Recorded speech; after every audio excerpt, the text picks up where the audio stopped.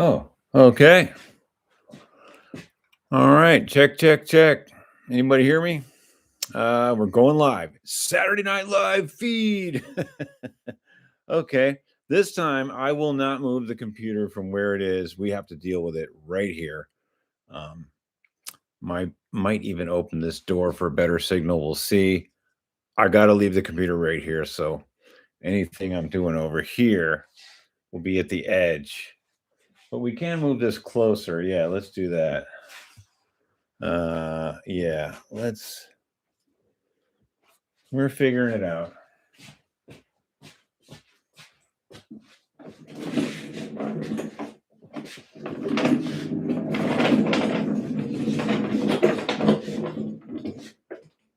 Okay, that should work over here. Yeah, we're just trying to figure this out. This little live feed in the garage is a little bit flaky. I might close this door. The light might be better. Let's leave it open for ventilation right now. Okay, so welcome to the Saturday Night Live feed. I got my nerd shirt on, all my pockets and stuff, and we're gonna work on this 76 Speedster. I looked up the born on tag on the emblem, and it's 1196. So that's the 119th day of 1976 for this Speedster. First thing we're gonna do is really dusty because I've been welding and grinding and making furniture in here as well. We're going to blow it off, but the compressor's off. I just have air in there, so don't worry. It won't blow you out. Let's blow this thing off.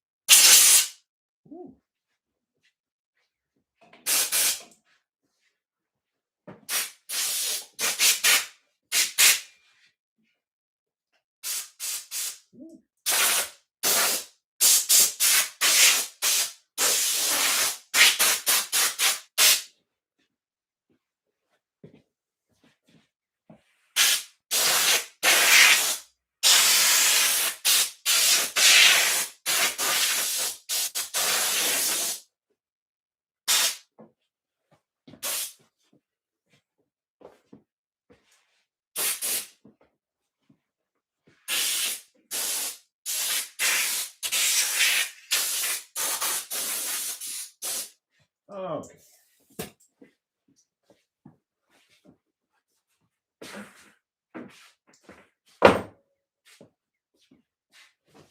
That is about the extent of our air pressure today. I'm not going to turn that thing on.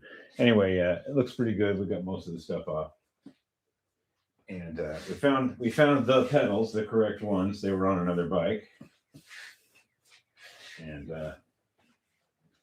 guess I needed more on that bike than this bike. Yeah, looks pretty good. It was pretty dusty. All right, let's put the pedals on.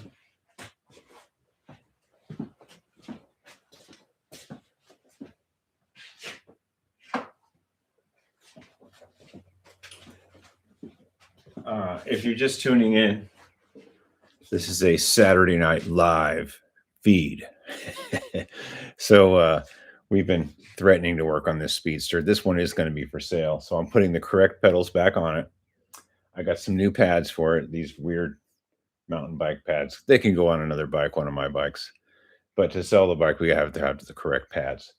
And this is a really nice bike. And the only thing, it's missing this little sticker on the shifter. But yeah, I think someone could probably find that. It's got the original reflectors. The paint's not all chipped up. It's in really nice shape. It is a 1976.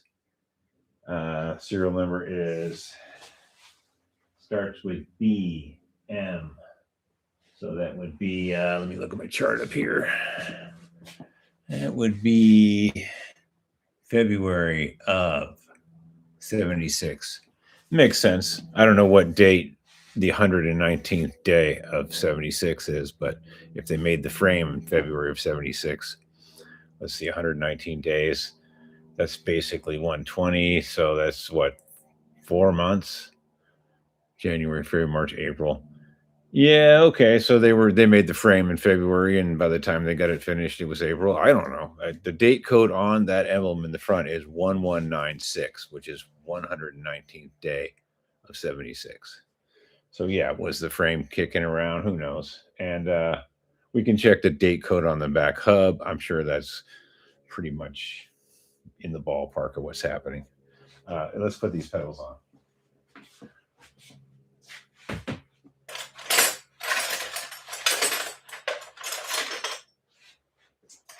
And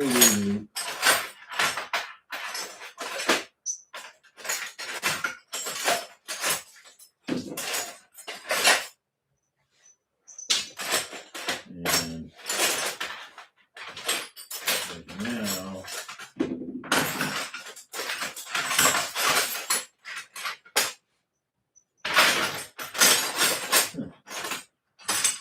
I was looking for the left tap. I don't know what happened to that left tap. I'm sure these threads are good though. We'll run a right tap in there and see if it's okay.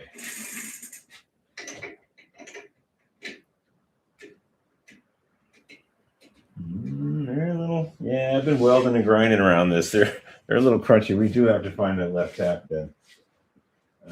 Let's run that through. That is not too good, actually.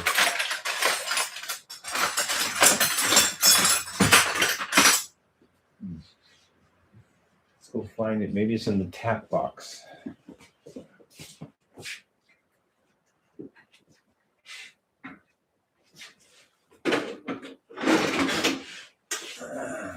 Let's look in here. I doubt I would put it in here, though.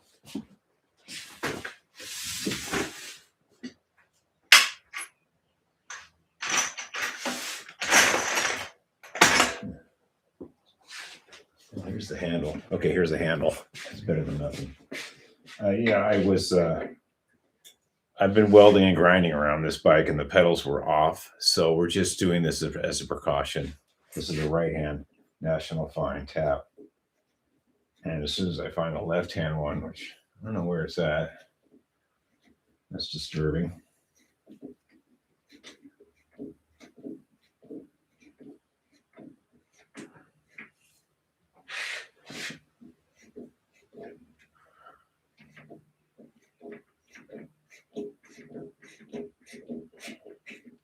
And this one's not too dirty. We won't run it all the way through. Sometimes I run it all the way through so the chips don't go back in it.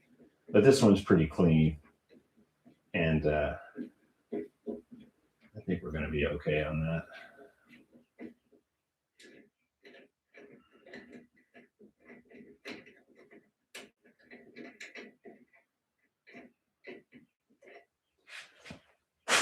It was some compressed air. Okay, we're going to find the left-hand tap. I don't know what I did with it.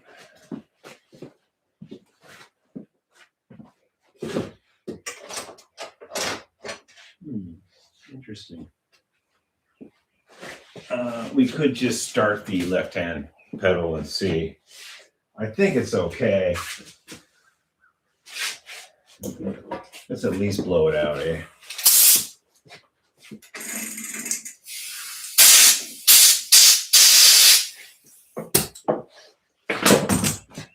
Let's just start the left-hand pedal and see what it feels like.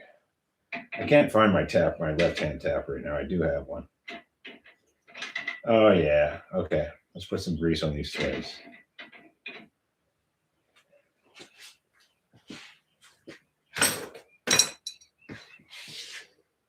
Okay, we got some grease on those threads. We got some grease on the right-hand pedal threads.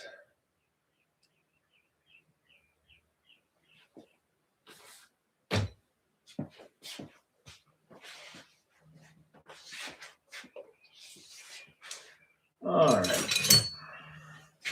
Lefty loosey, righty tighty. We're going to go counterclockwise on this one.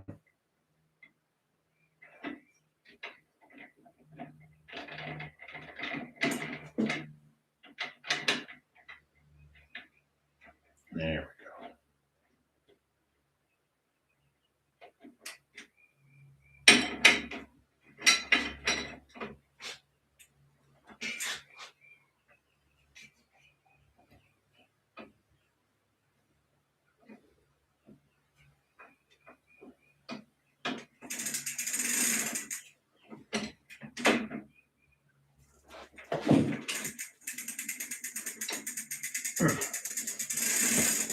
All right. We got some grease on this right pedal. As you can see, I put a little dab of grease on the threads. And it is now 5 minutes in. Yeah, we're doing great.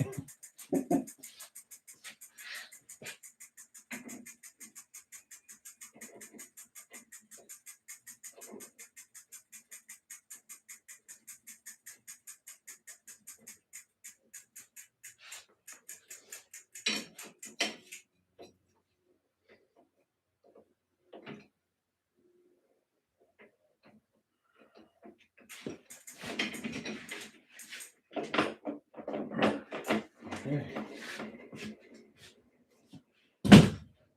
All right. That's nice to have the original pedals back on here. Look pretty good. And now we're going to change the brake pads. These pads are okay. They're just not the style that this bike came with. And I'm going to try to sell this bike. So we gotta make it nice.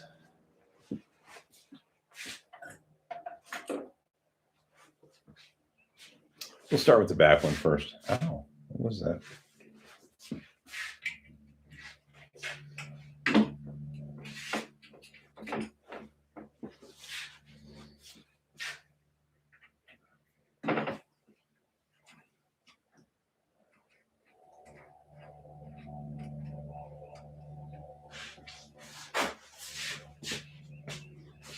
There's nothing wrong with these pads.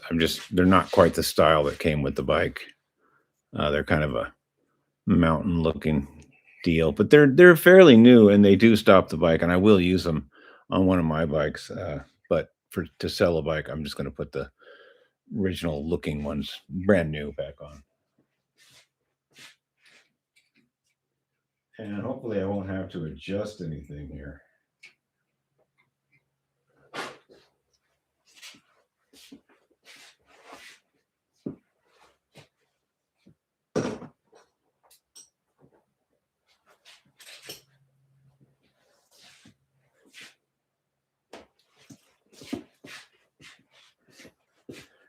See, we're going to put these on. These new ones. Where are you? There you are. Yeah. They should have been like a reddish, pinkish color. Wineman makes them, but those are really hard to find new. So you can get the reproduction ones that are all that color, but as long as the rubber is pliable, you should be able to stop the bike. Not like some of the other bikes I have.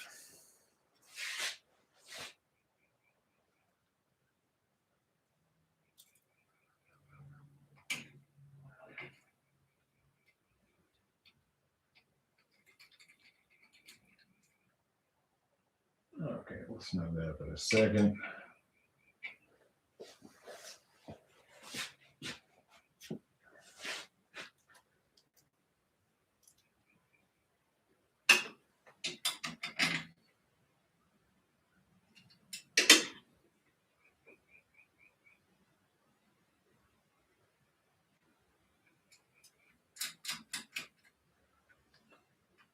Okay, we'll snug that up in a second. Where's all the people? Dude, oh, there's people. Cool. Hey, hello, Michelangelo. Hello. Yes, thank you. It is a cool bike. We are going to sell this one when it's done. Hey, Midwestern. How you doing, man? You relic? All right, I'll show you a trick about how to hold these. As I find that stupid wrench. You got to kind of hold the pad from turning. I can't really get you closer because if I do, the live feed will kind of kick out. So I think I'll just bring the bike closer. That's why it's on wheels. Okay, you guys can see. Yeah, so you put the pad in where you want it. You kind of see if it's going to be right. And then you got to hold it from turning with another wrench, preferably one that actually fits, and then give it a good snug. If you just try to do it without holding it, and try not to chip the frame, like maybe even come up this way and hit yourself in the face instead of the frame, because your face will grow back. Okay, let me hold this other one. Yeah, that looks good there. We're gonna hold it. I know you can't see from over there, but let me just tighten it up real quick.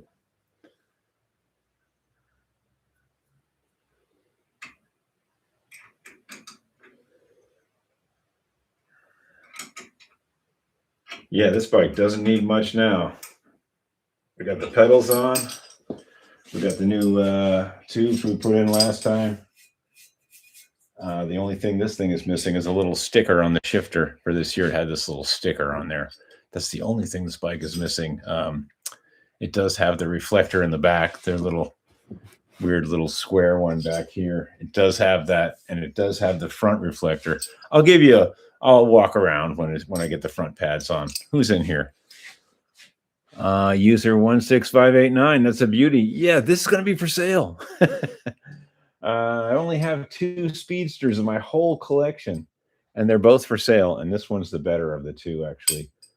The other speedster I have is kind of the curve bar speedster, and it's kind of for kids only. You know, they were really 67 and below was like this really small frame. Yeah, so, but this one's a nice taller one. Let's put these front pads on. I'll get you over here so you can see. Okay, we're trying. I'm still learning about where this computer works for the live feed and where it kicks out. It has to be right here, apparently. And by the way, how is the feed? Is it looking choppy? Can you hear me, or is the quality okay? Because last time it was good, and then I moved the computer towards the tools, and it was all over. Okay. Let's take these goofy front pads off.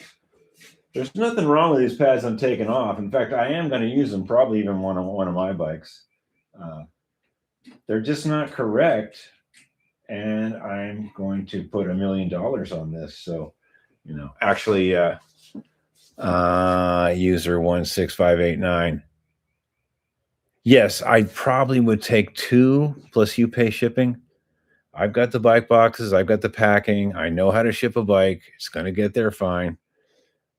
If it was local and I didn't have to do anything, maybe 175, but 2 if I have to ship it, plus you pay the shipping. But if you're handy, okay, so here's the deal. If you're handy, I can really get this bike down to a more economical shipping box, but you're going to have to put the forks back in, and you're going to have to put the back wheel back on, and you're going to have to put a lot of stuff back on. But normally I just take the front wheel handlebars, turn the fork around backwards, bubble wrap everything up. And this bike, I would probably have to take that back reflector off, because those always break in shipment. Seat comes out, you know, pedals come off, the usual stuff. But when you pull it out of the box, the back wheel's on it, and you just hook up the little minor things like that, and you're good to go. So really depends on how handy you are on the other end. If you're as handy as me, you can get that shipping way down. But if you're in between, then shipping is expensive. I know to California is well over $100 right now. And Florida used to be like $30, and now they want their money too. I used to sell a lot of bikes to Florida. Okay, quit jibber jawing and put these pads on.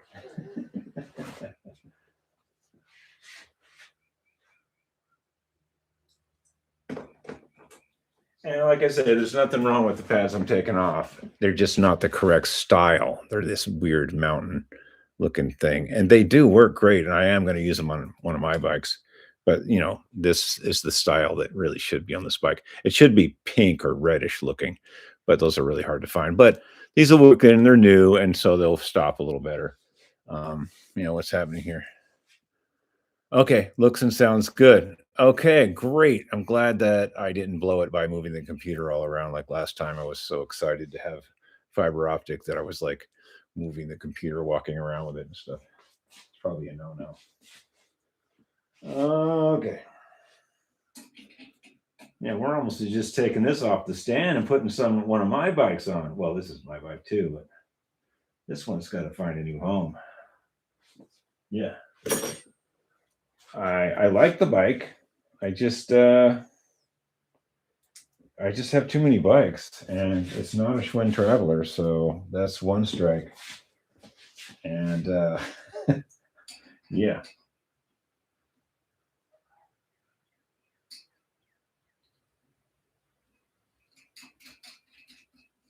All right.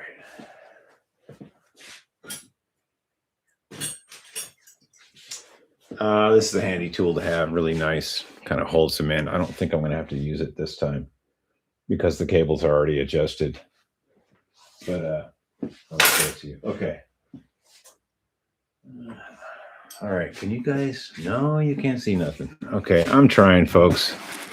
I don't know if this computer being this high is helpful, but it's helpful to me because I don't have to jockey it around.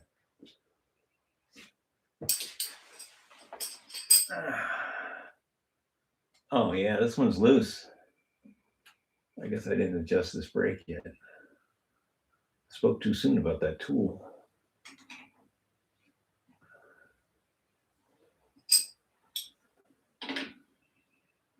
Okay. I'm going to hold that there. I'm going to put the final on it.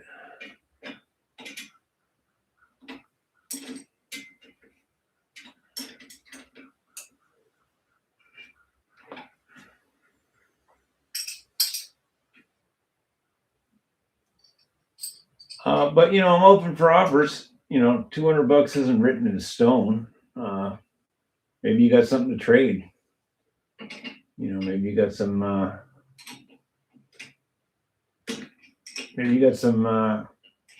copper tone fastback seat for me. Okay, that's good. While we're at it, we're going to check this little bolt here. That looks okay. And this whole brake is loose, which is not good.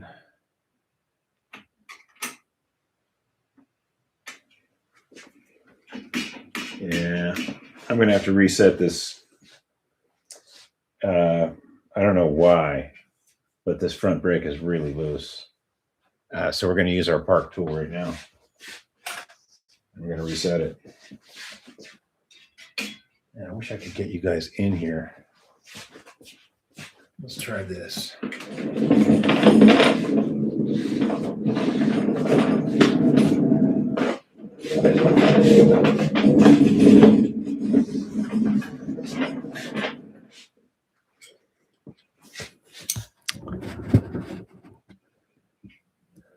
Yeah, that might be a little better. All right, we're going to put this park tool on, and then we're going to get an 8mm and a pair of pliers. We're going to loosen this pinch bolt up, pull the cable through a little, and get rid of this huge amount of slop in here. That's just way too much.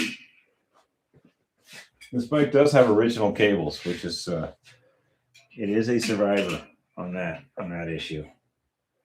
But it has newer reproduction tires, new tubes with slime, and yeah, look at all that. So we're going to take that up right now. And the hub works perfectly. The paint is about a 6+, pretty shiny. There is some graphic loss. You know, there's a missing the S, the C, and the H on the Schwinn on this side are kind of scrubbed off. It has basket rash on the emblem where someone had a basket. Couple little scratches and dings here and there. Not too bad. Top tube isn't too bad. We'll do a whole walk around when I get this cable done.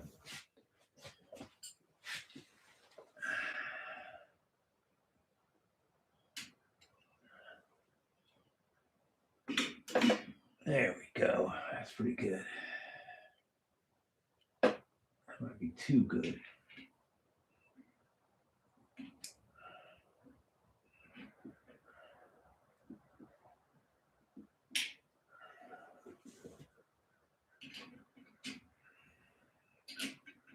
There is a tool for this. I don't have it.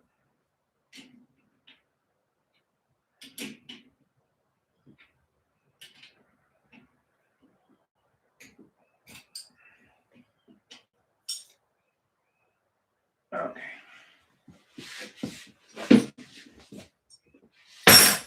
Always remember to take your park tool off of there before you spin the wheel. Don't ask me how to find out about that. That might be too tight. Yeah, it's a little too tight.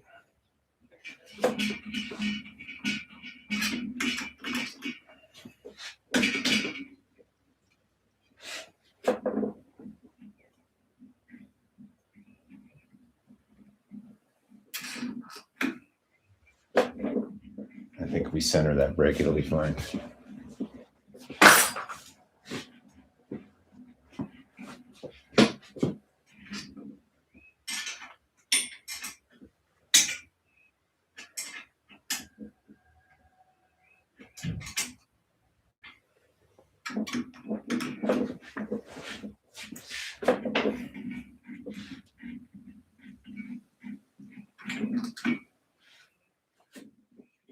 Yeah, we get through the wheel a little bit better, but that's not too bad for right now. Okay, let's check the back brakes since we did change those.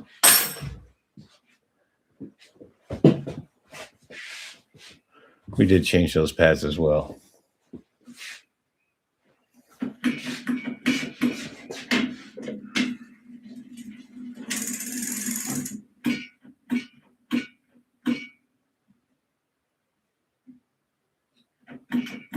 Yeah, these could use a little adjustment too. I think on this, I'm just going to use the barrel adjuster though, back here.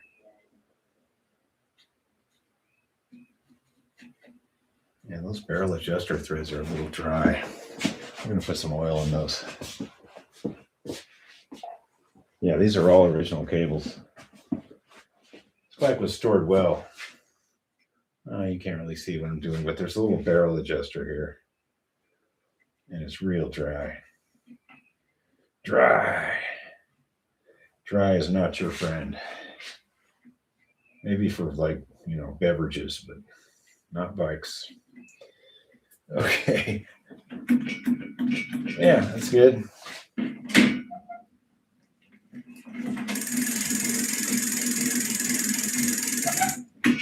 Not bad. And this hub is dated 6 of 75. That makes sense. That totally makes sense. The hub is dated June of 75. Hubs sat around in the factory waiting for bikes to be built up. The build on date on the emblem in the front is the 119th day of 76. What other dates was I talking about? Well, the frame is dated February of 76. So, all those things were coming together and somebody was lacing up a wheel and they had hubs laying around. I'm sure Schwinn bought those hubs from Stormy Archer by the train carload. Okay. All right. Not bad. I think we're going to call this one. I've got another bike to work on here that's one of mine. Well, in the permanent collection. So I think we're going to take this one off. And we'll give you a little look around first. Not a bad bike. Maybe I'll even clean this hub off a little.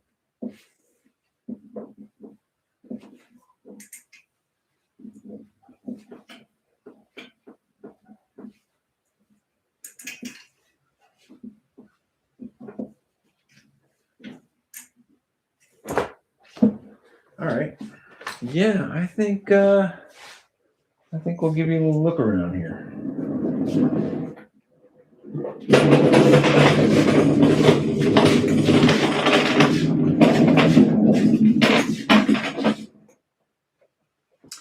Okay, we might get choppy for a second. I'm going to move I'm going to actually do a no and move the computer, and it might get choppy. Okay, let's see here. Yeah, nice bike. Clean the spokes, a little bit of fuzzy stuff on the spokes, but yeah, original cables. It's got the original reflector. Fenders are decent, a little scuffed up here and there. Top tube looks good, a couple chips. Graphics are a little faded on the frame, but excellent on the chain guard. A couple chips, original shifting cable, original pedals, original chain, original wheels, original front reflector. Everything's original and dated. This sticker is missing, and I even threw in this little LED light, which does work. It almost looks vintage. Original grips, original seat. Fenders are a little scuffed, especially the front one. Has a little action there. Not a bad bike. I'll clean this fuzzy stuff off for sure. I don't know what that is. It's been sitting in the wood shop. I do weld right here, and I make tables, and so I try to keep the bikes under cover, but stuff happens, and you have to clean them off. But it's overall, I'd say this was about a 6+ or a 7+ bike. I'm not an expert on the whole grading system. I just know that it's a decent bike. It rides really nice. The hub is good. I've tested it. And oh, hey, Larry. I am late to the party, but got it now. All right. I'm glad you're here, Larry. You know, I couldn't have done this without you. Dreaming about that red racer you're going to bring over here. Anyway, let's kick this off the stand. We're actually done with this. This is as far as I'm going to take this bike. It is for sale for $200. And if you're local and you want to pick it up, make me an offer. If I don't have to pack it and bring it somewhere, that kind of adds to the equation of your goodness. Yeah, let's kick it off the stand. And I got this other thing I'm working on. It's a problem. I noticed it on the last bike ride. The chain was whacking around, smacking the chain guard. And now I thought it was the bolts, and it is a little bit on the fender bolts, but I have another plan to make it even better, and you're going to love it. All right, let's get this thing off. Get off of here. You're done.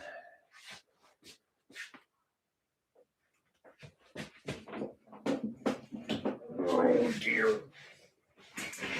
Okay, it's official. I wish I could go take a ride, but I can't hold my computer and ride down the street at the same time. Oh, dear.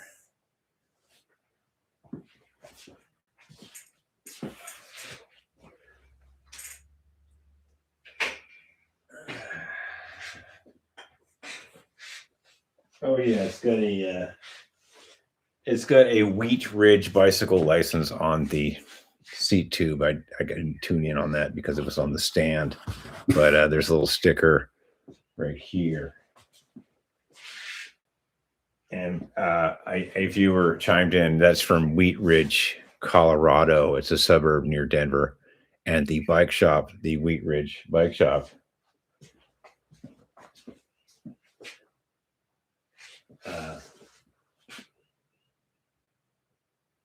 Is a Wheat Ridge bike shop that's still in existence, and I don't know if this came from it because that's just a sticker for the city license. But there's a good chance this was from the Wheat Ridge Schwinn. I guess there's a Wheat Ridge cycle there. I don't know. Okay, let's get this other one on the stand because we got to get some work done. Can't be talking all night.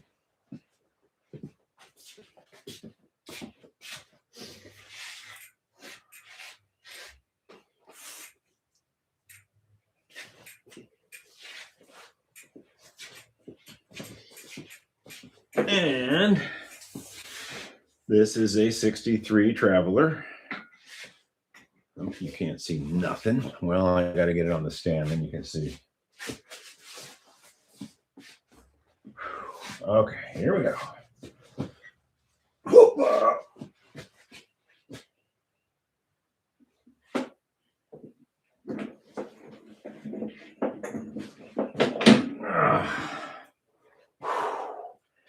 Man, I was down at Hearn Cycle in Asheville, and they have this park stand. It's so awesome. It probably costs about $20K. Anyway, it's this stand. You just bring the bike up to it, and it's on the ground. You clamp it, and then you just hit this little button. Someday, with enough subscribers. Anyway, yeah, I think I'll go down there and do a video on that because it's actually pretty cool. Okay, we got to work on this now.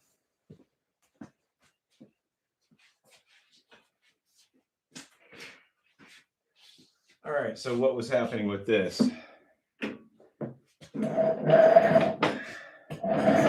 We've taken a few rides on this thing, and one was even in the snow when I first got it.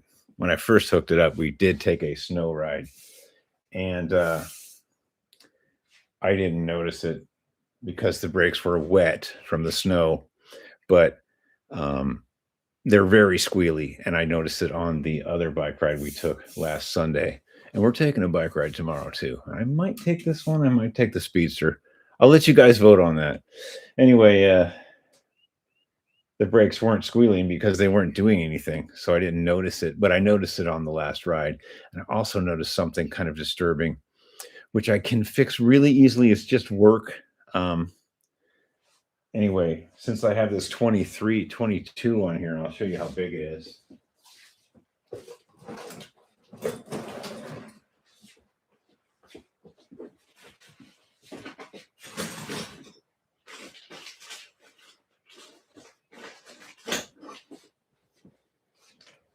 Okay, here's the stock. This is actually the gear that was on that bike. Look at the crusty stuff on there. It's an 18. And it's smaller. So I don't think and this is the gear I have on there now, is very similar to that one. So quite a size difference. And that allows you to ride a 3-speed in the mountains, because first gear is ultra low and second gear is pretty low, and third gear is kind of like second gear would be. So it helps you out, especially if you're an old timer like me. Anyway, so this is a 22, and I think this is a 23. So it kicks the chain up higher. And what was happening was the chain was smacking on the chain guard here, like this. Kind of like, it was pretty annoying. And one of the reasons I have the wheel kicked in a little bit away was because I never trimmed these little fake rivets I made. So we got to trim those rivets. The wheel has to come off. And what we're going to do is we're going to switch this gear around the other way. I'll show you what it looks like.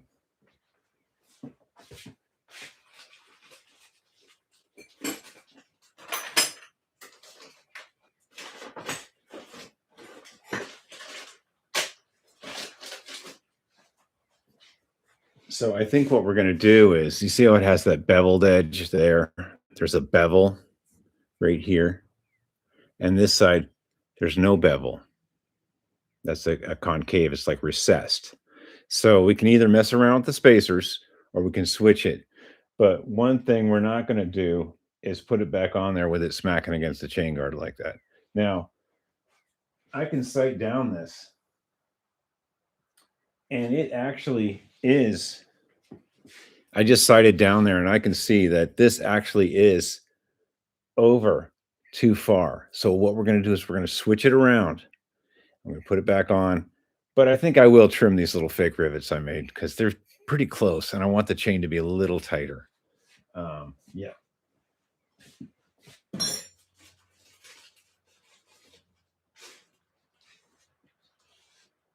Yeah, I also bought these for Stormy Archer too. Oh yeah, that's a 20. That's a really nice one. It's not quite super low. And then this one is a 24. You can get a 24 for Sturmey Archer. I haven't tried that yet. That's why that would really kick this chain up too close to the chain guard. So that might be on a bike like that doesn't come with a chain guard. I'm not quite sure what I'm going to do with that. Maybe I'll make some kind of weird hybrid. And I'm tempted to just put this 20 on, but I really like how the 23 feels out in the wilderness, doing wilderness stuff that you shouldn't do on these. Oh, hey, someone else is here. Full house.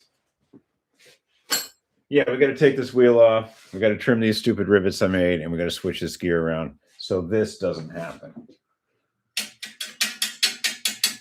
That was very annoying. Even my wife noticed it. Okay, let's see. Custom Coupe 30, full house today. Yeah, there's 13 people. What are you guys doing? You need to be working on your own stuff. Just kidding. Travis Conister, you know what could help you out is get a bike winch. Yeah, that will help you lift up your heavy bikes for you so you wouldn't have to tire yourself out getting them on the stand. Yeah, trust me, it helps out. Yeah, man, that guy down at Hearn Cycle in Asheville, you should see this thing he has. It's so awesome. You just roll the bike up to it on the ground and you clamp it, and there's this little foot pedal, or I think he even has a remote, and it's just like he walks away to get tools and it's just like boot. It's like, oh man. Here in town to get the really big e-bikes out of the box to put them on the stand so he can build the bikes up. Yeah, dude. Like, yeah, I don't know. It seems like when I was younger, I didn't even have a stand. I'm just turning everything upside down. Oh, we got the reflector for this too. I'll show it to you. This one's turning out nice. I'm liking this black bike. Yeah. I found this on a crunched breeze down at Hearns at the Asheville Cycle Place. It's got the little loopy part too, chrome. It's not super whammy, but you know, it's better than just having a hole right here. That's going to be sweet. So let's, I hate to do it because this adjustment is perfect. I did test the bike last Sunday and in the snow a few weeks ago. I hate to mess with anything because it's so nice, but we can't be having this. We have to switch this gear around. It's really bugging me.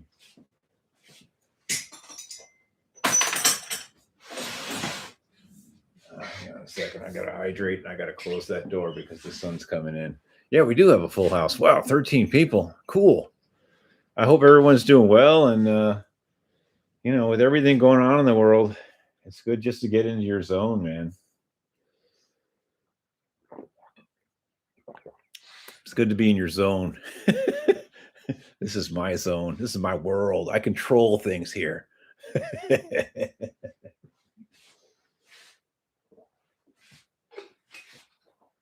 And one thing I'm definitely in control of is making this slammy chain thing go away. That is really a bummer.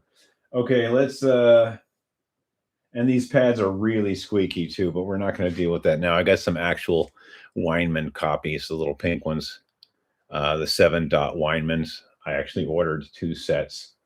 One's going on this bike and one's going on another Traveler. Yeah, so these squeaky brakes. Like I said, I didn't notice it in the snow. Everything was fine. The brakes weren't working anyways. But when I went on the last Sunday, when we went on a ride, it was the chain was slapping, brakes were squeaking. Like it was just like, oh, everything's working perfect except those 2 things. Is, you know, you get into it and all is well when Faulkner fixes all. I guess so. I guess we're in the zone. We got people. You know what it was? I put the ad out so people could. I just didn't. The last live feed, I was so excited to have it and to have fiber optic out here that I just ran out and did a live feed without even telling anybody. Because this time I kind of gave you guys a warning. Let's get this off of here. We got stuff to do. Okay, is that? Oh, that was in like first gear. Yeah, it was trailing. Okay, we'll just let that hang. Be nice. Stay over here. We might even loop you up like that. Okay, let's get a 15 or whatever we need.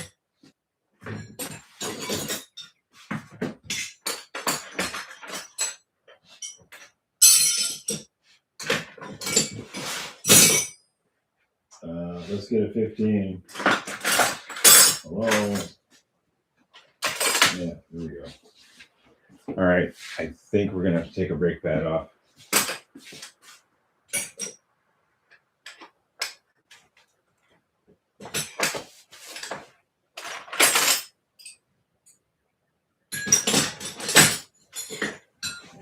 Just had that 10 millimeter.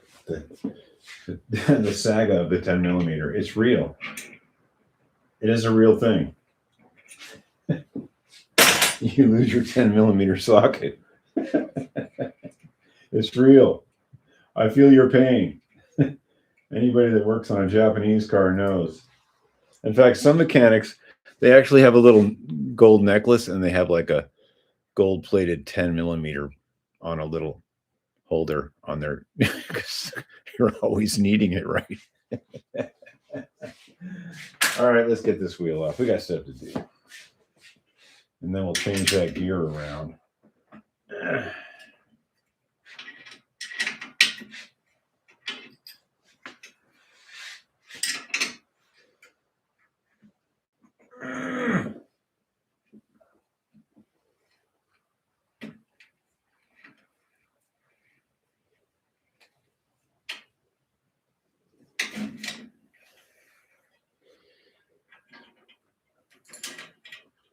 Easy does it.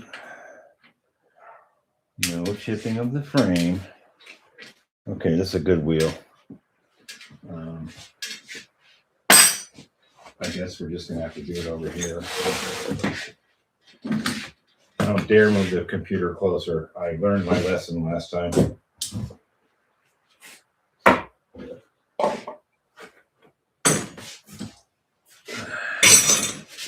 I could probably point it over here a little better. Anyway, we're going to take this little retaining ring off. Here, I'll show you.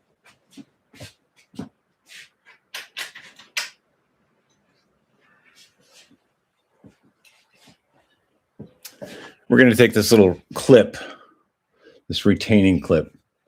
You get in there and you pop it off. Don't let it hit you in the eyeball. Use safety glasses. And then we're either going to play with these two spacers in front, or we're just going to switch the gear around. And I think I'm just going to switch it around. It looks like if we switch it around, the chain will be more under that chain guard. But we are going to fix those little rivets I made to pull the wheel back a little more.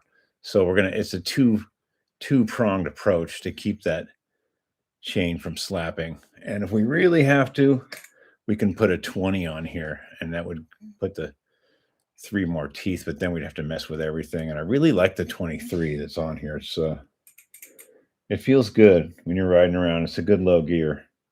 But if we have to, we can put this smaller one on. All right, going over here.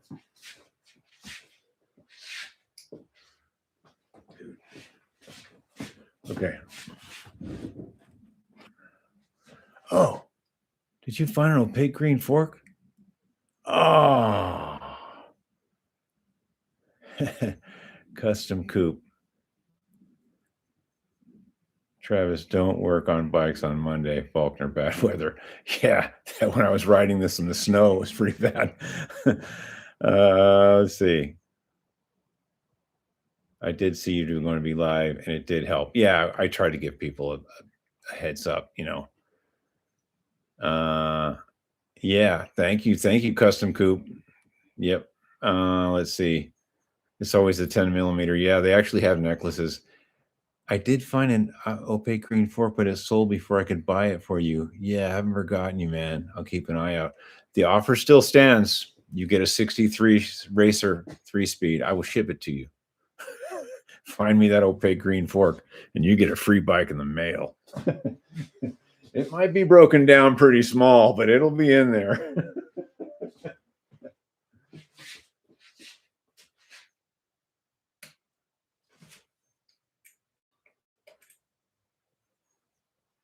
Okay, we're taking the ring off. I know you guys can't really see this. Don't let it pop and hit you in the eyeball. Now, when these rings come off, and there's a space, this one doesn't really have it. This was in good shape, very tiny space. If there's a space right here, like say it came off and it looked like that, without you compressing it or decompressing it, then you should replace it. When these come off, there should be no space here. It should just be round, maybe a tiny one. So if it comes off and there's a gap, replace it. Otherwise, your gear is going to come off. All right, let's switch that gear around.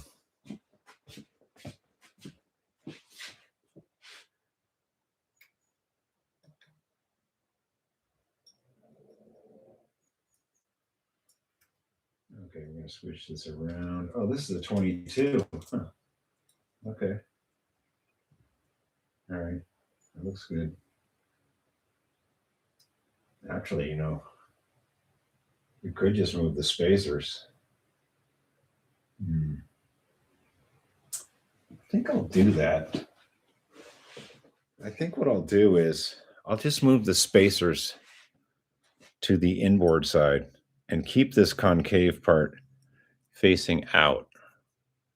It'll still be over, but it'll look more original that way. And let's just move the spacers underneath it and try it. What the heck?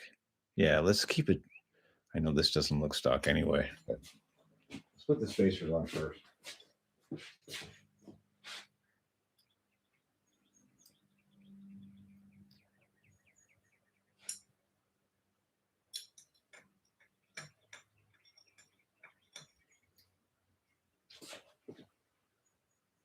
All right.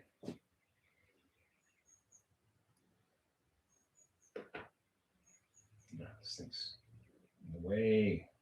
We're taking the gear selector chain out for a second, and it's covered with very nice grease. And just put it right there.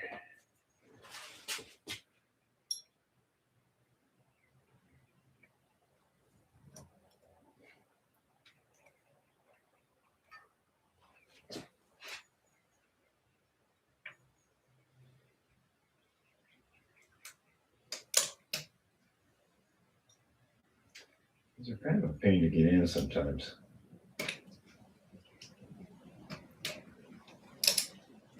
Sometimes you can just pop them on with your hand. A good day.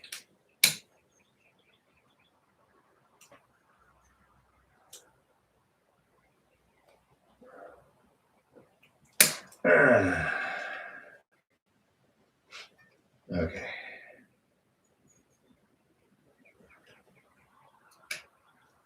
There we go. Okay, I'll show you a trick on this too. Let me get these channel locks. I like to compress the ring a little bit with channel locks. You don't have to, but I kind of like to just put the channel locks on there and compress the ring a little bit and just make sure it's doing retaining ring things. Good. And also, another thing I like to do is to spin the gap of the ring. Yeah. You can kind of see. Make sure the gap of the ring is past where you would put the screwdriver in. There's 3 prongs, and you don't want that ring to be right on the prong where you dig the screwdriver in. That's just me. I'm sure it's fine, but I always try to shoot the retaining ring, twist it a little bit so it's away from one of these 3 holes, these 3 notches. Just me. You don't have to do that. Okay. All right, we're ready to put this back on, except we have to trim these stupid bolts I made.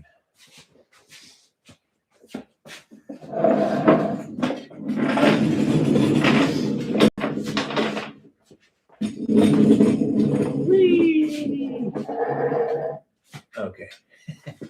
And this light's really starting to bug me now.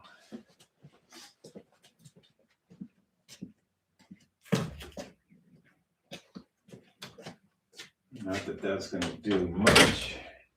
Might help me a little. Oh, that's right. I had a piece of cardboard up there last time. I'll work through it. Sun's going to be going down anyway. So we got these fake rivets I made. We got these super fake rivets. And let me get one out. I did Loctite them, but I'll show you. I'll show you what they look like. And the wheel is preventing the wheel. This top one's okay. This one's really it's kind of close to the white wall. And I did use Loctite. That wasn't the smartest thing. It was smart to keep the vibration from happening. But as for getting this off again, it wasn't exactly the thing.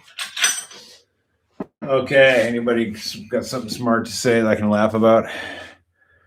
Yeah, find me that opaque green fork. That's your job. No,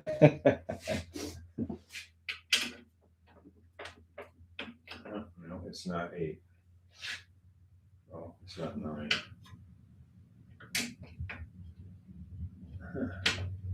It's not 8. Okay, we got to find what's going on here.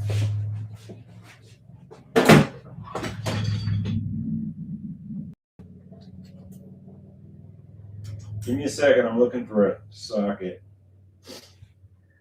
I had one. I can't remember what size these were. They were goofy. It's got Loctite on it, so I really got to take it off with quite some force.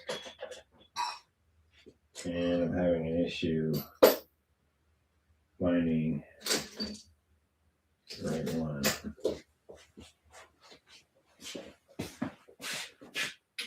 Oh, I got it. Okay. Give me a sec.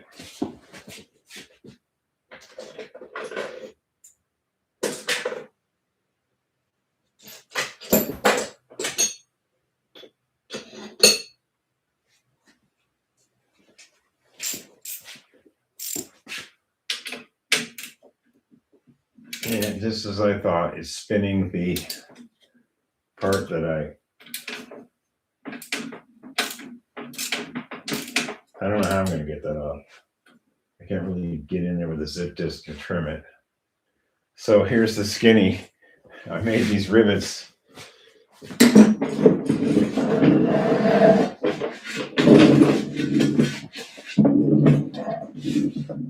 Yeah, I took a bolt and I machined it in the lathe and took the Phillips part off to make it look like a rivet. That's great. But guess what time it is? It's time to get this apart. I don't know if we're going to reach in here with a zip disc and just kind of make it worse, or we're going to deal with life the way it is. Very interesting. Yeah, guess what time it is? Yeah. See if we might get lucky.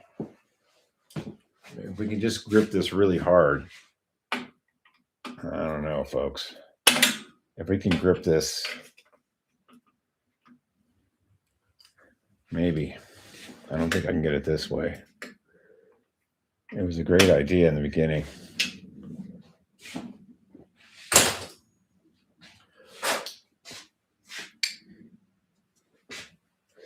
Yeah, it was a great idea on paper.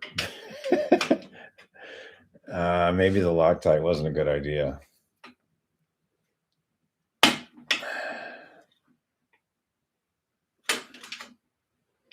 You guys here? Okay, good.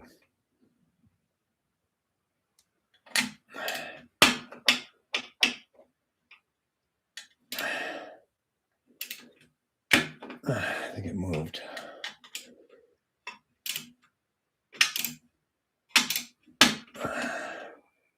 It did move.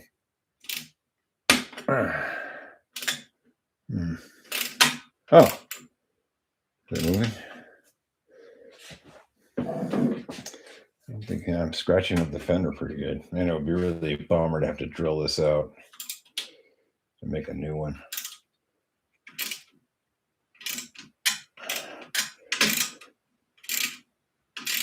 Oh, I got it. These are kind of a one-shot deal. I'm tempted to use the fender rivets I have.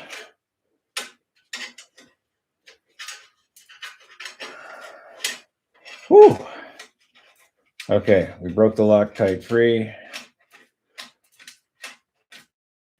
And I have my choice now. I can take the whole fender off and use a rapid rivet, or I could just trim this and put some Loctite on it again. And I'll show you when I get it out, I'll show you what's going on.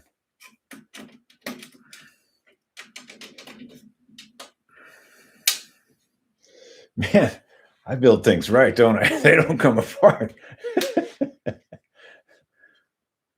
Oh, what's going on? Is it double nutted or something?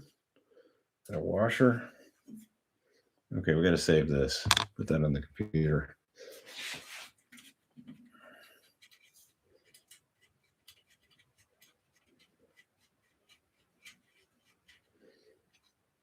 No, it's just a washer, I think.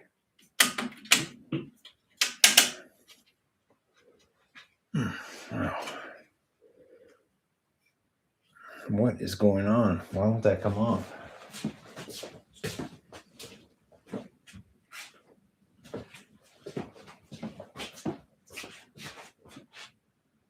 Oh, it's a little snap washer. Wow, I used a snap washer. That's good. With Loctite. Way to go. Yeah, that was not coming off.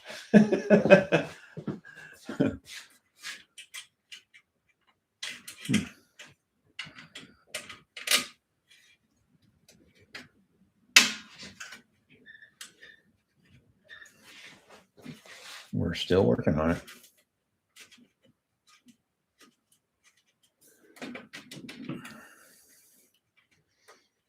And that would have stayed on with just the washer. Oh, come on, folks. I'm getting frustrated here.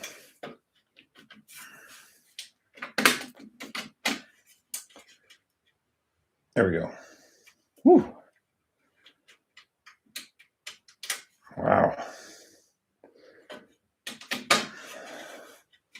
Well, you can't say that wasn't on there really good.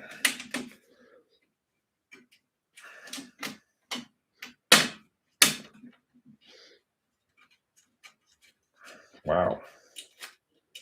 Okay. Here it is. One fake rivet. It's a Phillips screw turned in a lathe. You can still see kind of the Phillips part in there. I'm going to dress that up with a file.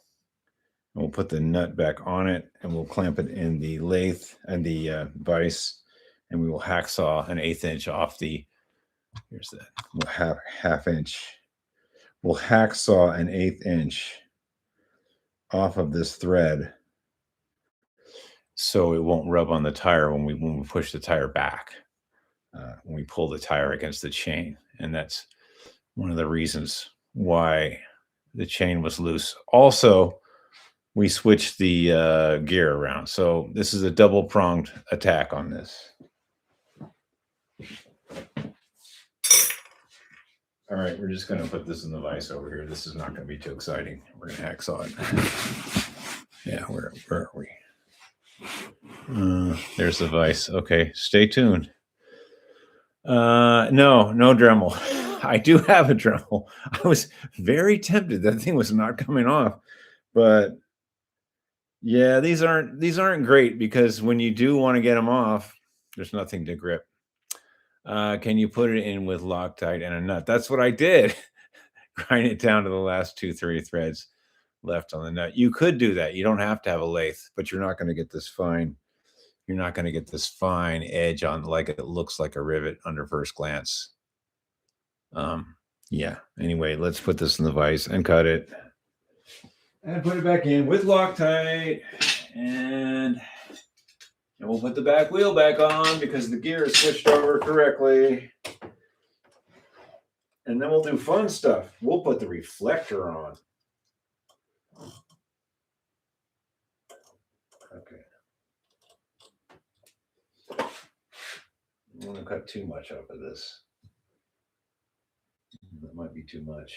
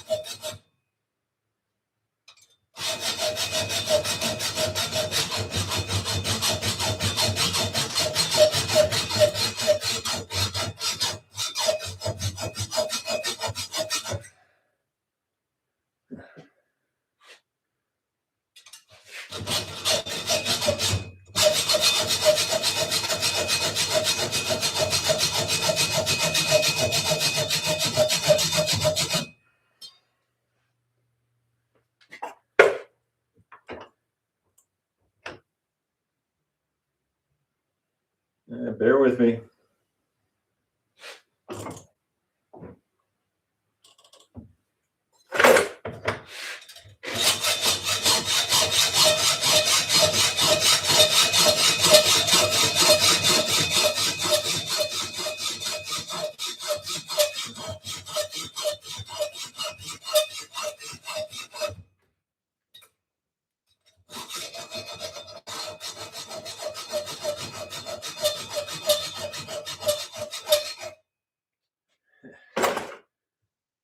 Time for a new hacksaw blade. Yeah. Okay, that's exciting. Okay, back to the issue at hand here.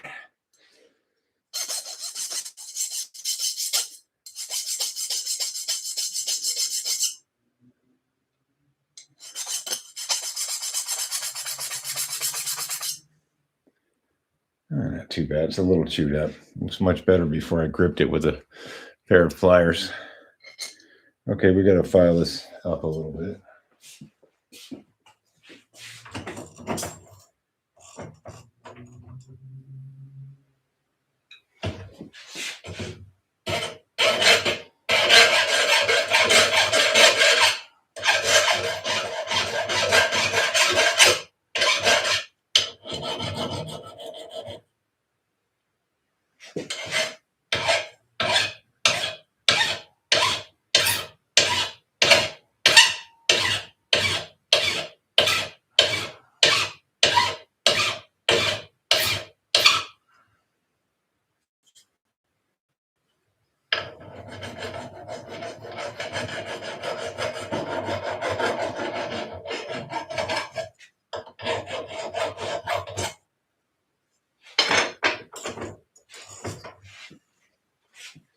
Okay, hopefully this will restart once we take the nut off.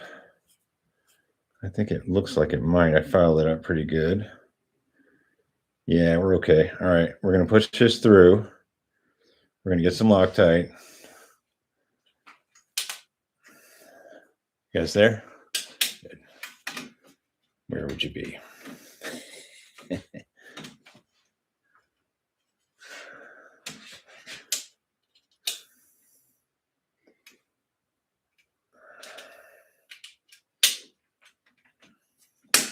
I tell you, these little fake rivets, they work good until it's time to get them off.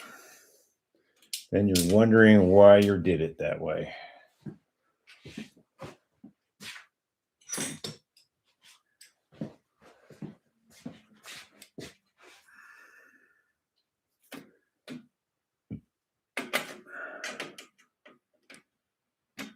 Okay. Yay.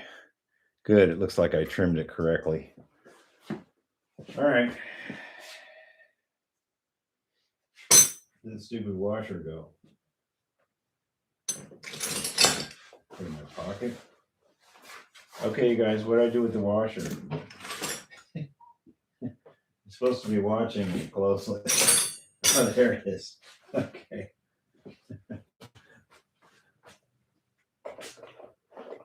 All right, we got a little Loctite. We'll just put a little bit of Loctite on there, Loctite blue. You can use whatever you want. Hopefully you'll get this washer back on. And we'll tighten it up. We'll put the reflector on because now is the time. And then we'll put the wheel back in that we switched the gear over on. And we'll go from there. And this little washer is not being nice. There we go. Okay, just enough. Okay, we cut the bolt. very well. Now I'm going to leave this other one up in here. Because it's a pain in the ass. I mean, it's a real pain to get to and to get it out. And B, I think the wheel is down low enough that it's not going to really affect it. So we're going to just dab some blue Loctite in the bolt. We're going to cheat in the nut. Okay. We're going to put that there for now.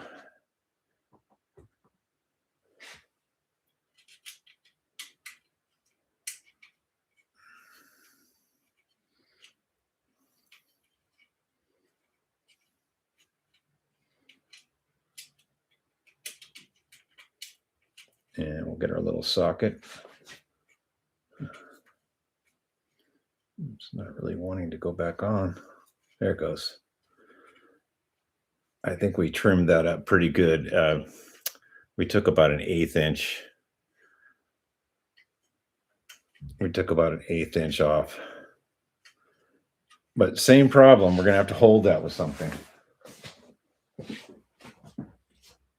It's not going to be pretty. And this light is really bright. Questioning my light placement here.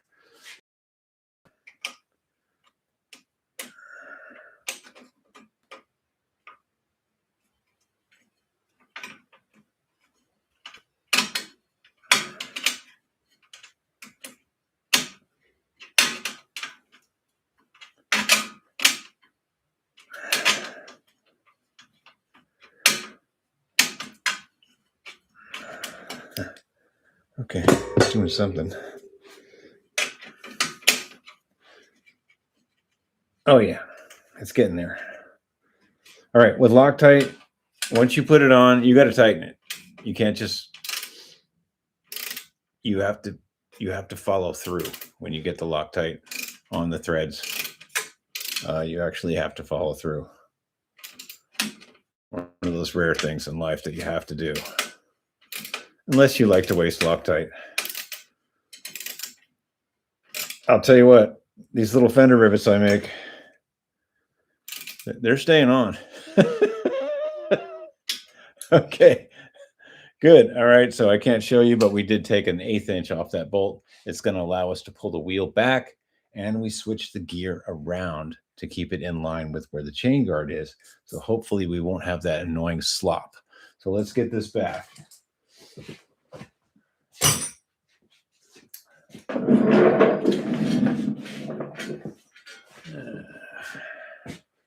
Whew. Okay, Dremel. Oh, her bag. Hey, man, how you doing? On the computer. Well, you better be watching me on the computer. There's nothing else worth watching except this show. Okay, now let's put this wheel back on, and we'll see if the chain, the ever-present chain slop. Oh, before we do that, let's put the reflector on, the one I showed you. Yeah, we might put some Loctite on that too because we're that special. What did I do? Lose it? Okay. What? I already lost it. Where is it?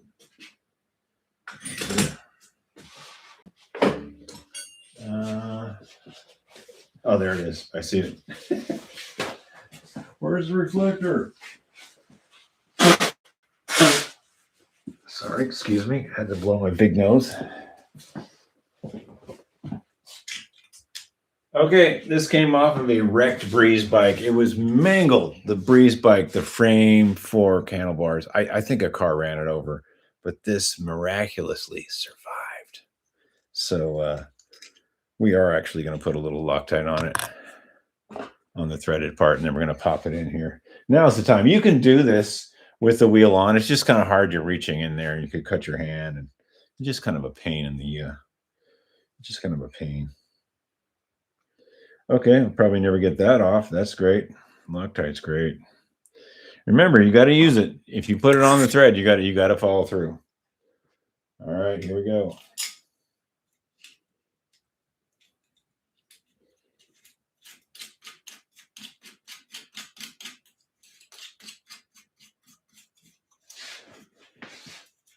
Ties the whole room together.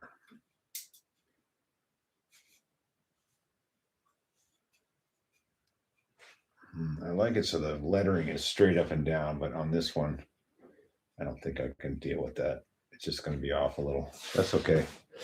Okay, that's looking pretty fly. That's looking pretty fly. All right, let's put the wheel on.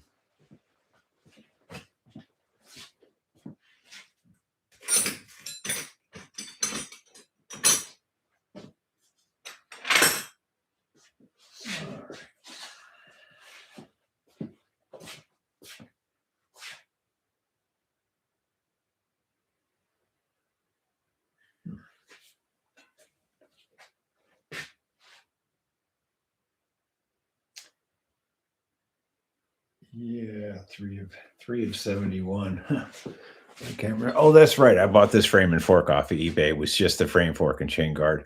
So yes, this back rim is dated 3 of 71. Okay. Sue me. Okay. All right, let's pop this in here. And we're going to check for chain slop. It was quite prevalent before. It was very embarrassing. It was only when you were coasting under load, the chain was tight enough not to do it. So it was quite prevalent.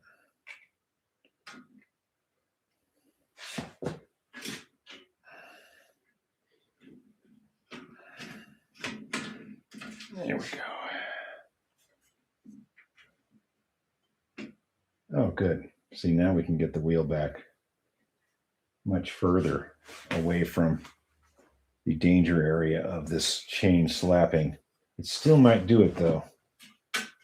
Yeah, I don't know. Yeah, that's still going to hit. We're going to flip the gear completely the other way. That is still going to hit. Or we're going to put the 20 tooth on. I don't quite know. Let's tighten it up a little and see what's going on.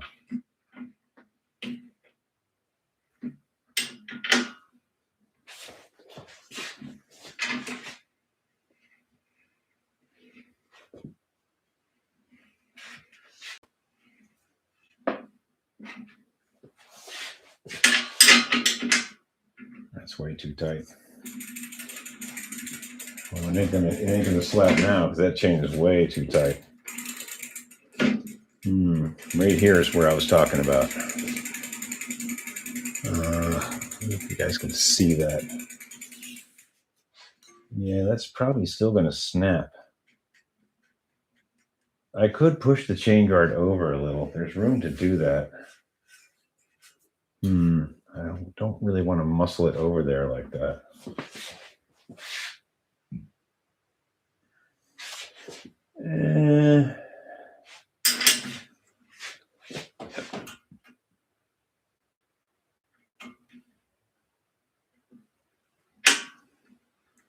It's a bummer because there's no real way to test this unless it's under load.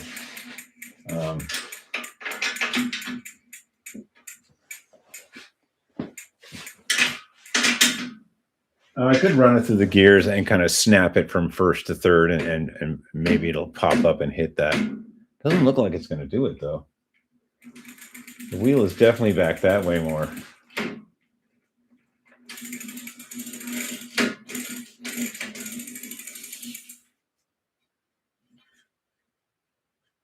You know, I don't think it's going to do it. I think we're okay. Let's put the gear selector chain back in and run it through the gears and kind of pop it and see if I can replicate what's going on with the what was happening out on the trail. Now I could just bend this bracket a little bit too and force it over. That's pretty good. I think we're going to be okay. I have my doubts for a minute.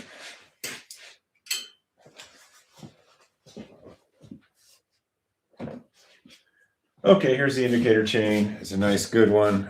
There is a light coating of grease on the round part. Yeah, it's kind of dark in here now, isn't it? Not much I can do about that.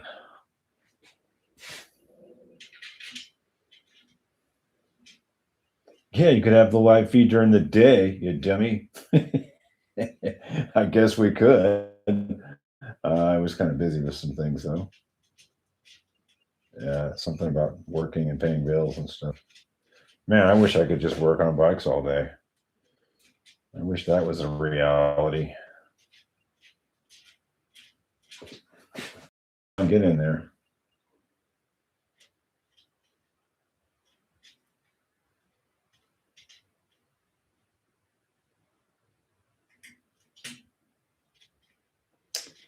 Come on now. Why are you being stubborn?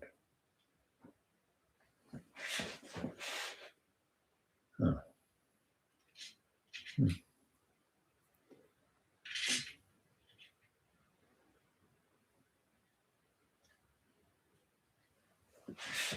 Usually these things go right in. The chain is not being too nice. Oh, okay.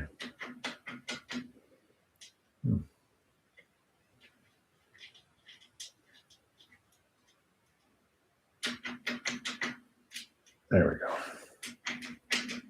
All right, we're going to hook this back up. Oh, but you know what? I need a rag. It won't be the same on the cable because we have changed. The wheel is back further. So we will be prepared to measure that and to make that right. I think we're okay though.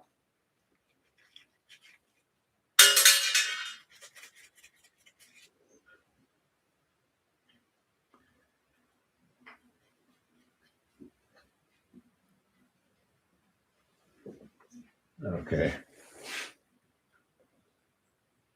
Let's try this. That's third. We could put the pad on too. Well, I don't know if this is going to work yet.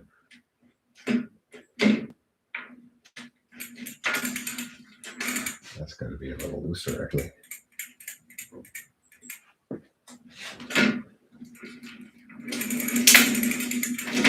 First, second, third. I don't think it's going to hit the chain guard anymore. I think we're all right. I'm going to put the pad back on. And I did notice one thing about this bolt over here. I'll show you in a minute. Where'd the pad go? Aren't you guys watching me closely? You need to watch me closer. What did I do with the pad? Well, no great loss. It's a piece of junk pad anyway. Oh, there's a wasp on our computer. Dude, what's going on there? You see him? He's right here. We got to get him out of here.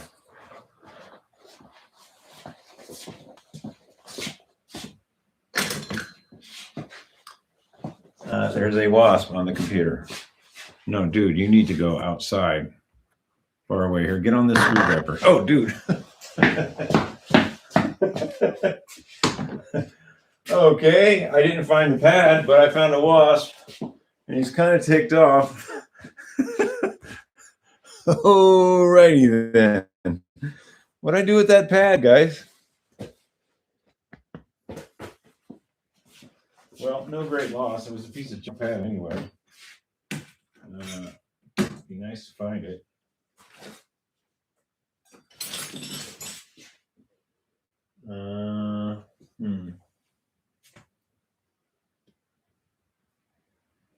I took it off. The struggle is real. What did I do with the pad? Did I set it on the computer here? Guys, what did I do with the brake pad? Okay, look back in the feed and tell me. Yeah. Well, we need a pad. I need a brain. I know. I'll hydrate and I'll magically remember where I put the pad. I can always just go get another junk pad because these are junk on here, so it won't be the end of the world. Let's see, her bag. Steve Calvig, what do you use for chain lube? Oh yeah, I just dang, there's a wasp in here. There's definitely a wasp in here. Hang on, Steve. I'll tell you in a minute. I gotta get this wasp out of here. He's going for blood now. I don't want to kill him. I just want him to go away.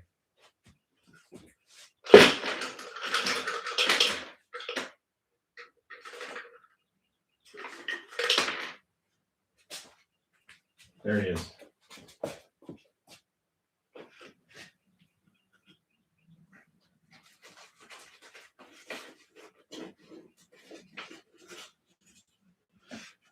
Got him. Yeah. He's ticked off. Sorry, folks. I have a wasp emergency. I don't know if you can see him, but he's in there. He's mad.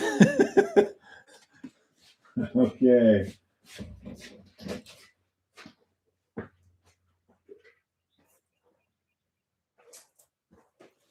All right, good.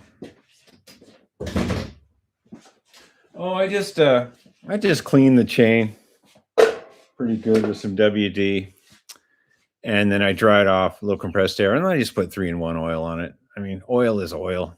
They sell all kinds of fancy stuff, but you know, that's what people used back in the day. And light oil.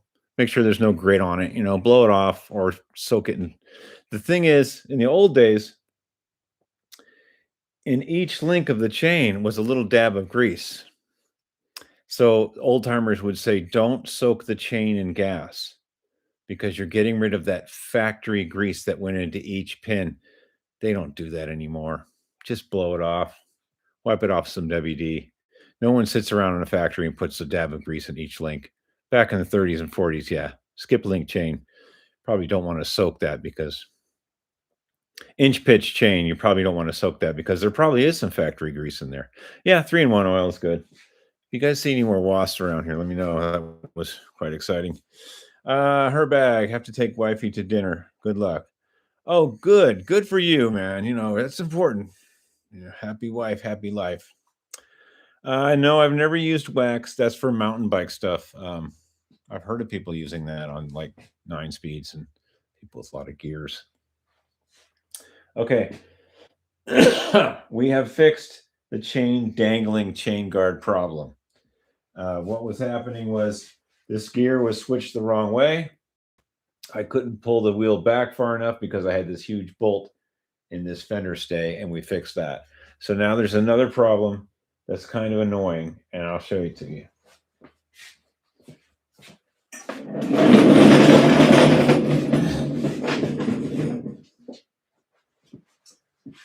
On these bolts, the ones without the big part where the chain goes through on the 3-speed, they're always crap. The threads suck. I just felt it. I was like, oh, I hope this bolt doesn't give me the weird bolt problem with the 3-speed. They always suck. And if you notice on other 3-speeds I have the longer bolts on each side. It looks like an internal 5-speed. People have even said, oh, is that an internal 5? No, I just like the bolt better. That's just me. I'm going to put the right bolt on it. That is not happening. Let me dig around here for a second. Let's see. There should be some of my 3-speed stuff. Okay, let me find one real quick. I'll put it on. 3-speed shifters, guides. Bear with me, folks. Rear hubs. Maybe there's one on there. I'll just dig in here and try to get it. Maybe.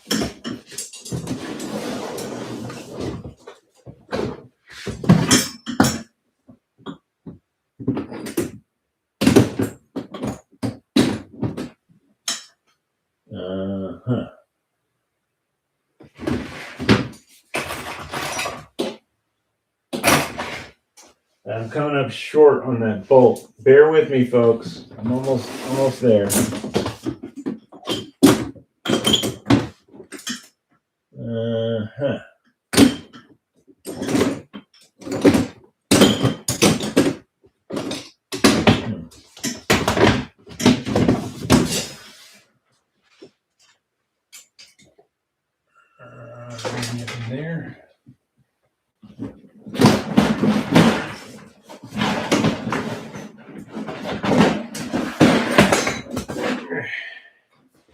Okay, we're getting there.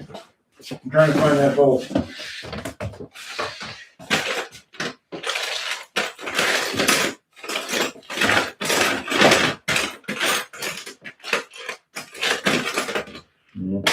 One. What those are.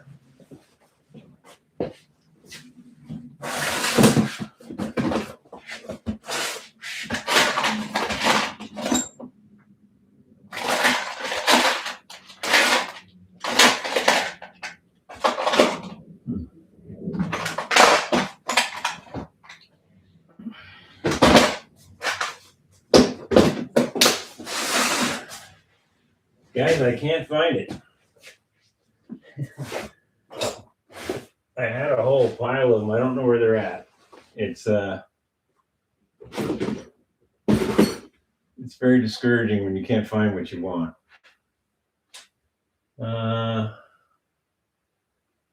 Yeah, I don't know where they're at.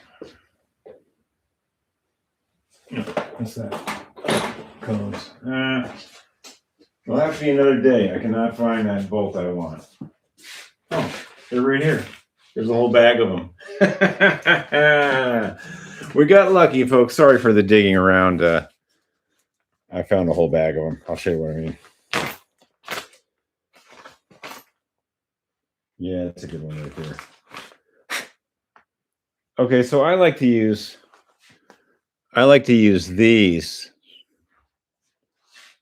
The light's terrible, but it's the right. It would be for the chain side.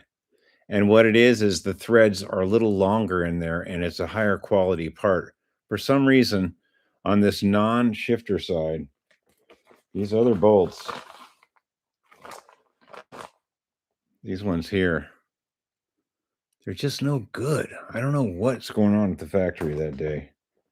But, oh, that one's cracked. I got a good one right here and we're going to use it. I don't know what it is, but these ones, yeah, I'll check my pockets, Larry. That's good. Can I put it in my pocket?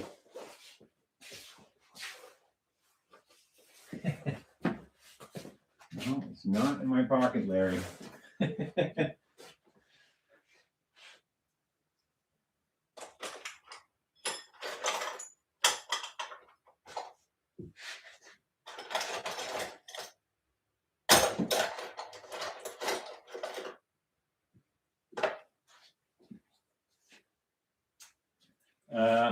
I have completely lost that brake pad. I do have one to put on, but let's keep going on what I was talking about here. So that side, that non-chain actuator side, for some reason those bolts are always terrible. So I like to put one of these on. That's what we're going to do right now.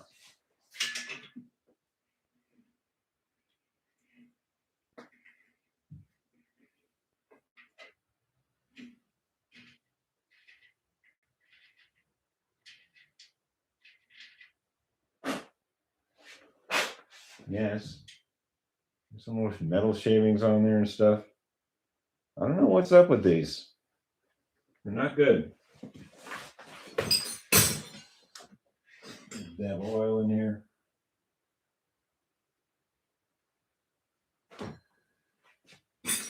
And we'll put this one on. Yeah, it looks a little goofy. You know. It'll look goofy.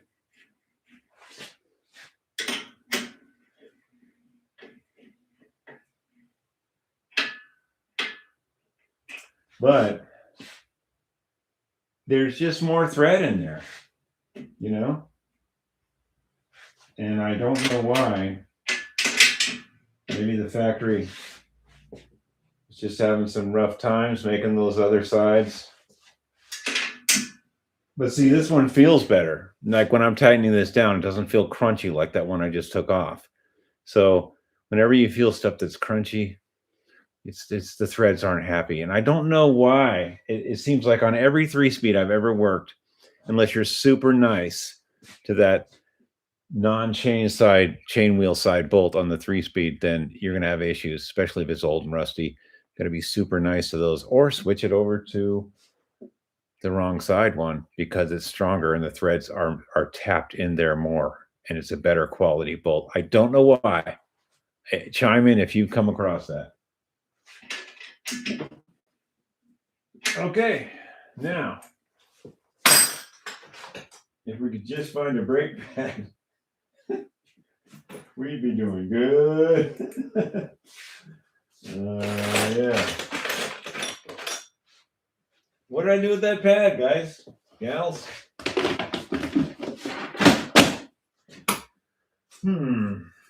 Well, I'm going to put a very used squeaky one on because the other ones are coming in the mail. And so what we're going to do is we're going to put this rock hard red Weinman on here. Yeah. It's so old it actually has the anti-slip out piece still on it. Yeah, what are you going to do? Actually, I can't use that one. The slip out piece is on the wrong side.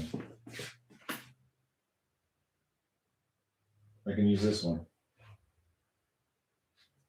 We're going to use this very old 7-dot Weinman. At least the slip out piece is correct for that side of the bike. Okay. Let's, I don't know where that pad went. And it doesn't really matter because that pad is a piece of junk. And it was squealy and it was all over the place on the trail. So we got new pads coming. We're just going to throw this on and pretend like nothing ever happened.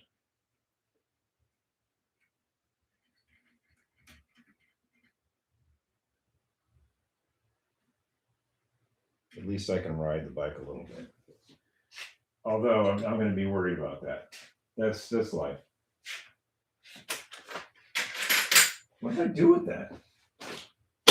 Really bugging me. Okay, too much stuff going on. Live feed, working on woodworking, welding,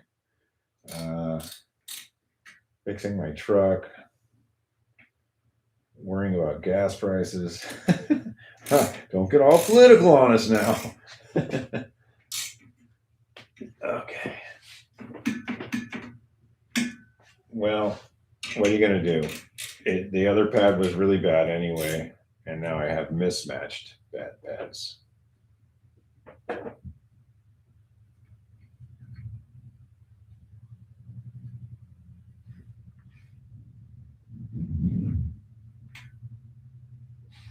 We have this neighbor who likes to work on his motorcycle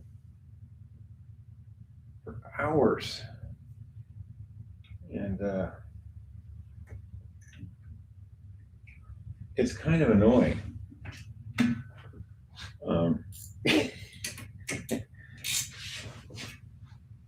He's a younger guy, you know.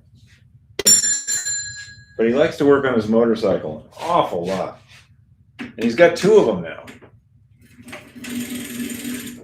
Okay, we got brakes. And he's always working on that thing. But, you know, I can't complain. I make a lot of noise in here. Okay, we did that. We got this extra big, thick one on now. We got this fender that came off of a wrecked Breeze, but no one's going to know. We got a few more minutes. I was going to go till 8. The front cone, after riding it, we took it to Bent Creek. I really put it through the paces there. And I also took it on the snow ride here. You can see that video. I'll try to put it in the description.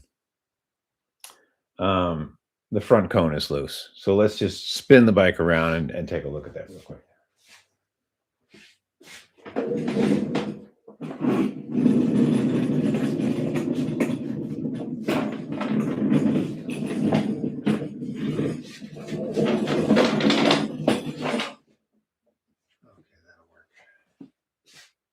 I'm making a really big mess out here.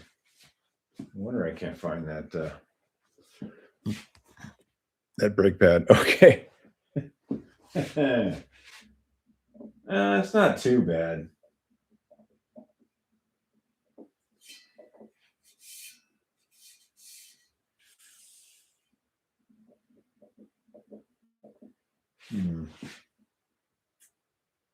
I can't remember if this is the kind that doesn't have the lock.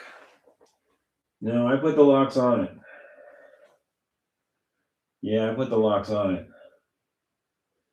Yeah, I think I'm gonna let that one go for a minute. I don't think I'm gonna ride this bike tomorrow on the ride. I think we're gonna call this one good for a second. Let's keep going here. Let's make a record performance. We're gonna pop this one off. I'm calling this one good. The chain slop is fixed, and we put the reflector on. And I don't think I'm taking this tomorrow anyway because the pads really suck on this one. Even with me losing the sucky pad and putting this one on, the pads really suck. Anyway, so let's just make sure the gears are good. And we're gonna throw this bike up that I am gonna take, and we'll put some pedals on.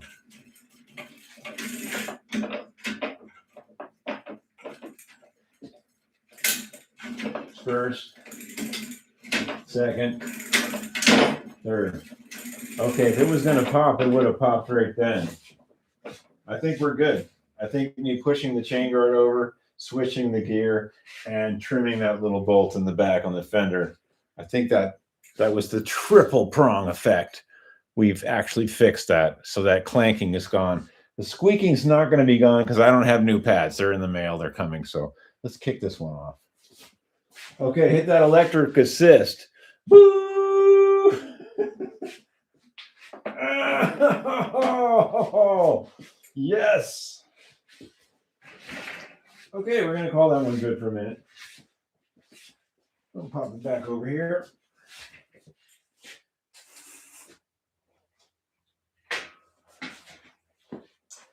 And the speedster's done. It needs a really good test. And the speedster is for sale. And this one,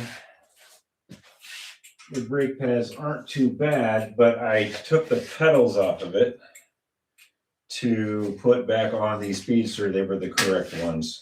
So we will put a set of mismatched bow pedals on here. Because I probably will take this tomorrow. Maybe not. Maybe I'll take the speedster. You guys will vote on that.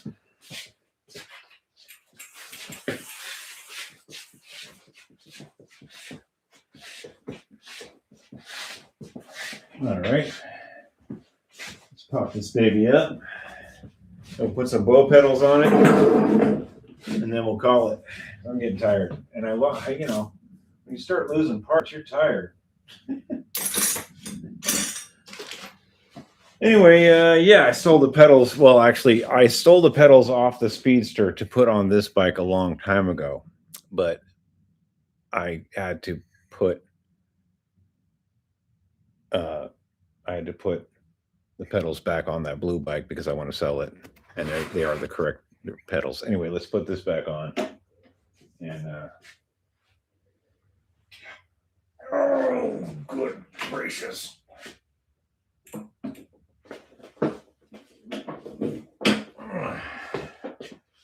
It's getting old. Okay, let's put the pedals on this. And I know the threads are good because I just took the pedals off. So there's no way those threads got bad that quickly. All right, we got our choice. We got these kind of safety grippy, kind of a safety grip Schwinn kind of thing. And I wish I could move this closer, but I can't. We got those. Or we got this mismatch set of bow pedals, and the only reason it's mismatched is one's a little shinier and one is missing the reflector. So I guess the reflector popped out at one point. There we go. I'm kind of going with the bow pedals because Travelers usually had bow pedals. Let's oil them up, and I think I'm gonna go with the bow pedals. What do you guys think? Yeah, I think you're screaming into the screen. Bow pedals! Okay, let's read some comments and drink a little water. And question my life's choices and why I lost that brake pad, I know you guys know where it's at. You know what? I'll review this and I'll look back and I'll see what I did with it. It's probably on the computer or something.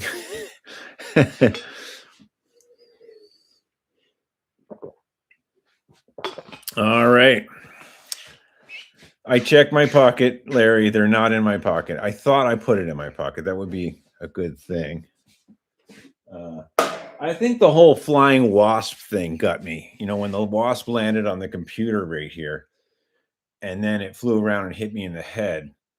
I think that's kind of when I let the brake pad thing go, and I kind of went into another mode. I didn't kill the wasp. I just let it outside. I captured it. Okay, Steve Calvig, gas where I live runs 479 to 579. We're not there yet. We were, when this whole debacle started, we were at 260, and right now it's up to 340 or something. It's almost $1 higher. Yeah, I think all across America, it just went up an instant buck. I know that when I was visiting some folks, my mom and dad, I remember paying $7 a gallon for gas. And I was really happy to be driving a Prius at that moment in time. Yeah, the Prius had no back brakes and was loaded down with homemade furniture and bike parts. And I went across the country. It was fun. It was a low rider. Still got 49, 50 miles per gallon. You know, no back brakes. Who cares? Just get behind a semi. You're fine.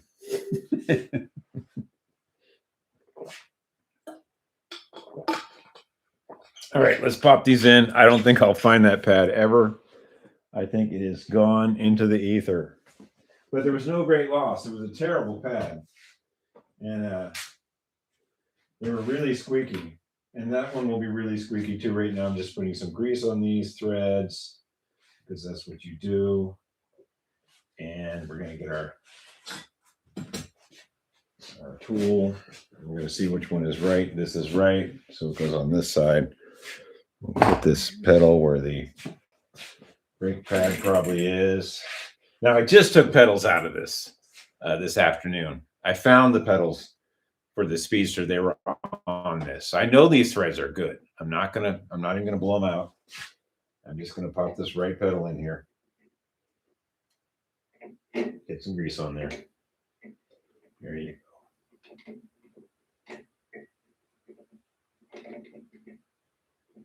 Come on now, be nice. Give me a little wiggle. Definitely a worn pedal. There we go. A little wiggle. It just started in by hand without, cranking on it. If it doesn't start right away, then you have the wrong pedal in your hand.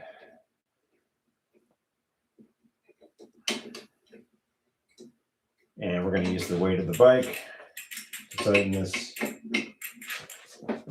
The weight of the bike on the stand, which is quite a lot. Okay, where's that other pedal? Here it is. Oh, we lost the pedal, man. Okay, you guys here? All right, I'm over here.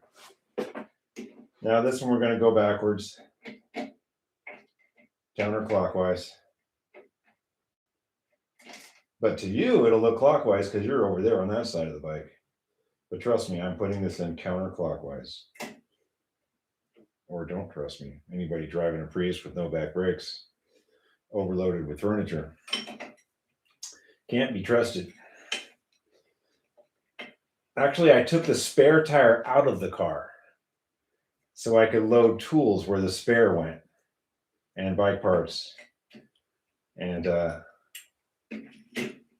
furniture. I needed that extra room. So not only was I driving with an overloaded car with no back brakes, but there's no spare. Yeah. When you're good, you're good. Okay. Let's see. We got the bows in, the bow pedals. They're decent. What else was bugging me about this? I don't think I had any complaints about these brakes. They weren't squeaky. Yeah, this has been to Bent Creek. And this one doesn't do the whole chain pop-up thing. Because the chain guard is a different style. Even though it's the same year, it's crazy. That's the same year Traveler as the black one, but the chain guard's different. It goes full back, and they're the same year. They're just different months. I think this one was made towards the end of 63. So maybe they were changing over to that chain guard for 64. You know, Schwinn did stuff like that. They used what they had. Anyway, my plans for this bike are, I've got this Miller light coming from eBay. It was a steal. I made this terribly low offer. I can't believe he went for it, but he did. And there's a Miller light coming. And those actually did come on these. It was optional equipment.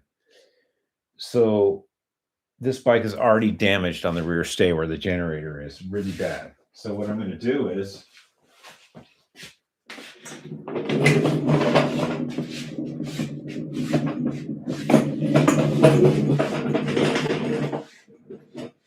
I'm going to do the right thing. And there's damage right here from a generator pinch bolt being slammed in there 3 times. And the tube is actually slightly bent a little bit.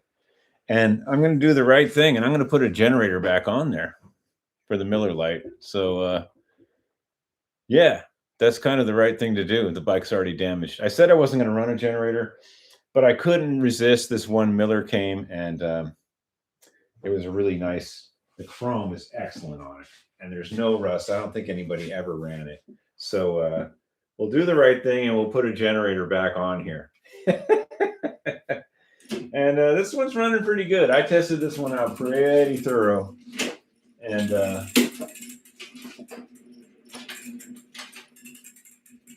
oh, I see. I forgot.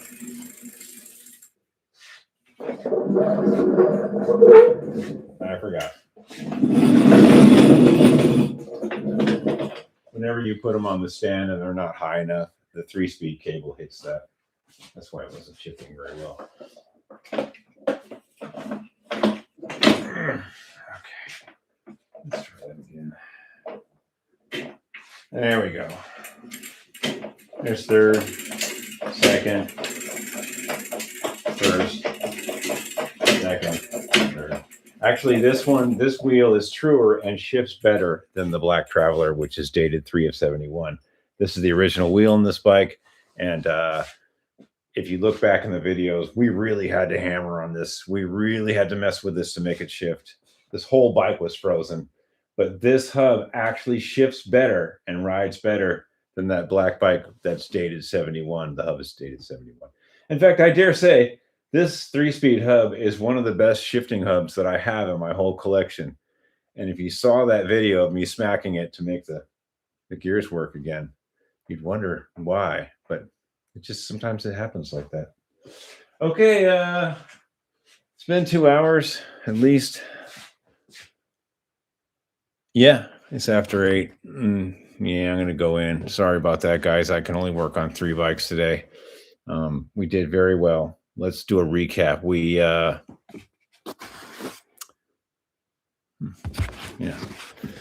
fixed the Speedster. This might get choppy. We fixed that blue bike. That's all ready to sell for $200. We fixed this chain slap problem on this 63 Traveler by switching the gear over and trimming a bolt on the fender stay and putting a reflector on it. And the reflector is very nice. I mean, that's kind of nice. You got to admit that that's kind of nice. Okay, so we did that. We did not adjust the front cone. I can't deal with that tonight. I'm getting tired. And we went over here and we also switched this bolt right here because I don't like those. I don't like those skinny bolts. They suck. This already has it. I've already dealt with that problem. And what did we do here? We put some pedals on it and made sure it shifted. So we worked on 3 bikes at once. So I'll probably ride this one tomorrow. But chime in if you guys vote. You got to vote. This is your big vote. You can vote for me to test the Speedster tomorrow, the blue one.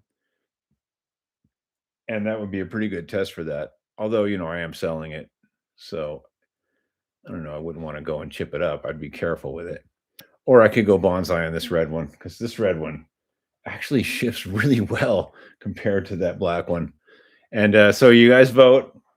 We are going to take a bike ride tomorrow, and I will do a little mini video. It won't be long.